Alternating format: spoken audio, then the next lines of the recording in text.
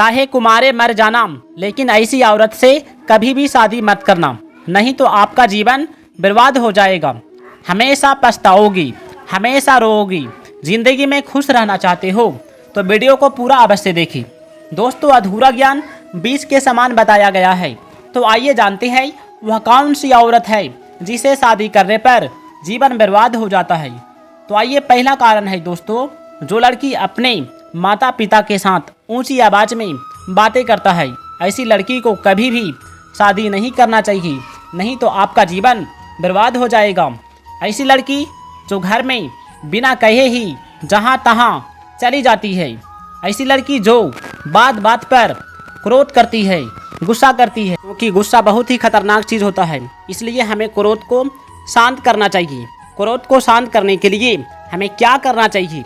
क्रोध को शांत करने के लिए हमें अच्छी अच्छी किताब पढ़ना चाहिए, कोई महापुरुष का ध्यान करना चाहिए, भगवान का भक्ति करना चाहिए और कुछ देर तक हमें मौन धारण करके रहना चाहिए। जो भी व्यक्ति क्रोध के आवेश में आते हैं तो अपने गुरु को, अपने माता पिता को अपशब्द कह देते हैं, उसे गाली दे देते हैं, यहाँ तक कि उसका कभी कभी हत्या भी कर देते हैं। अतः हमें इससे बच के रहना चाहिए, तभी हम जिंदगी में कामयाब हो सकते हैं। दोस्तों, पहाड़ से गिरा हुआ व्यक्ति बच सकता है, लेकिन चरित्र से गिरा हुआ व्यक्ति कभी नहीं बच सकता।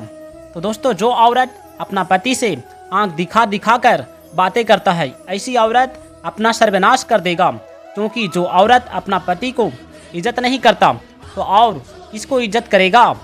यही है पाप का जड़। भगवान श्री कृष्ण कहते हैं, मनुष्य को सुख एवं भोगों के लोभ लालच से बचा कर रखना चाहिए। अपने मनुष्य जीवन को सार्थक बनाने के लिए सदैव प्रयत्न करते रहना चाहिए, तभी हम जीवन में अपना कल्याण कर सकते हैं। एक दूसरों की सहायता से ही सबका जीवन चलता है। धनी से धनी व्यक्ति का जीवन भी दूसरों की सहायता के बिना नहीं चल सकता। हमने किसी से लिया है तो किसी को देना भी पड़ेगा।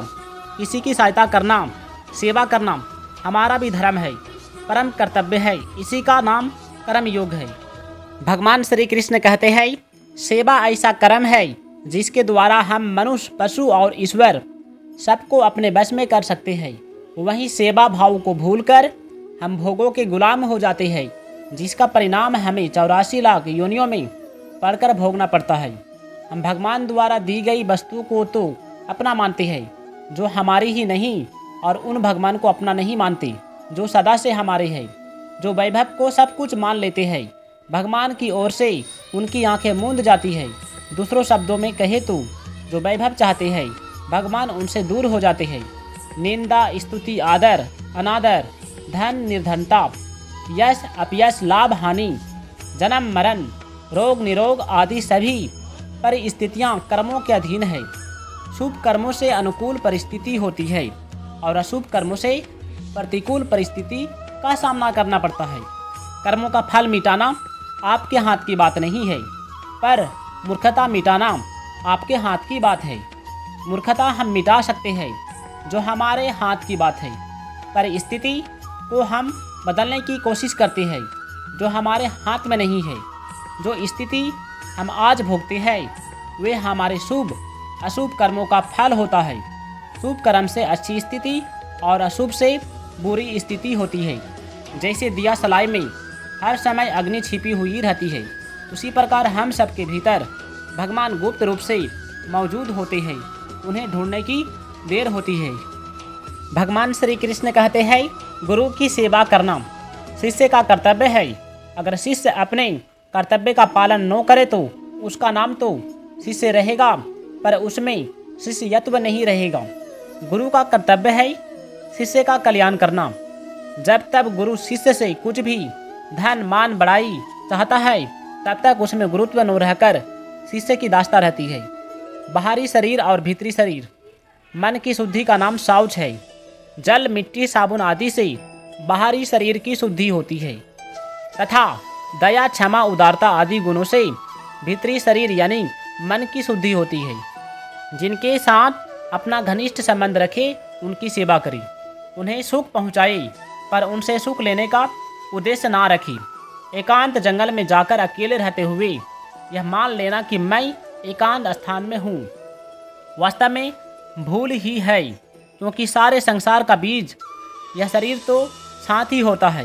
वास्तव में जब तक शरीर होने का अहंकार नष्ट नहीं होता, सारे संसार से संबंध बना ही रहता है, चाहे कितने एकांत स्थान पर चले जाएं। भगवान के हर जगह सिर, मुंह, नेत्र, हाथ, पैर और कान है। उनका दर्शन कहीं भी किया जा सकता है। भगवान सबसे प्रेम और अपनापन रखते हैं, लेकिन किसी से मोह नहीं रखती। जो उत्पन्न होता है वह कार्य कहलाता है, और जिसके द्वारा कार्य की सिद्धि होती है वह करण कहलाता है। अर्थात क्रिया करने के जितने उपकरण हैं वे सब करण कहलाते हैं। करण 3 प्रकार के होते हैं: कर्मेंद्रियाँ, ज्ञानेंद्रियाँ और मन। बुद्धि एवं अहंकार। कर्मेंद्रियाँ स्थूल है, ज्ञानेंद्रियाँ सूक्ष्म है और मन, बुद्धि एवं अहंकार अत्यंत सूक्ष्म है।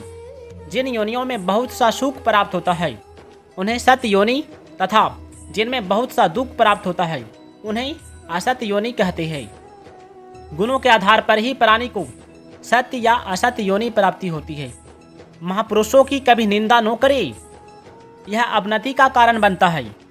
सूक्ष्म से सूक्ष्मतम और विशाल से विशालतम सभी प्राणियों में परमात्मा समान रूप से स्थित है। परमात्मा किसी में छोटे बड़े या कम ज्यादा नहीं है, सभी में समान है। घर के अंधेरे को मिटाने के लिए तो प्रकाश को लाना पड़ता है, लेकिन ईश्वर को कहीं से लाना नहीं पड़ता।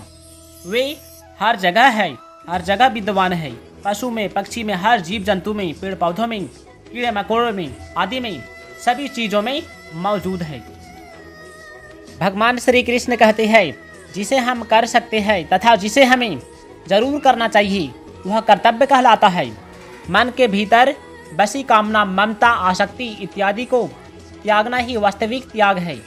नियत कर्तव्य कर्मों का त्याग नहीं है, भोगों का त्याग करना चाहिए। कर्तव्य कर्म का त्याग कभी नहीं करना चाहिए। त्याग का फल शांति है और राग यानी कि लगाव का फल दुख। राजसी गुण वाले मनुष्य को त्याग का फल शांति तो नहीं मिलती, पर राग का फल दुख तो मिलता ही है।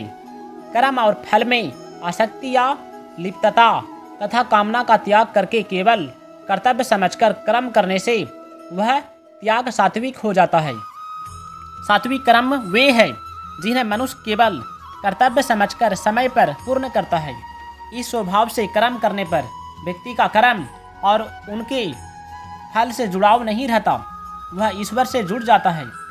कर्म का फल व्यक्ति को 3 तरह से मिलता है: इष्ट यानी कि इच्छा के अनुसार, अनिष्ट इच्छा से उलट तथा मिश्रित यानी मिला हुआ।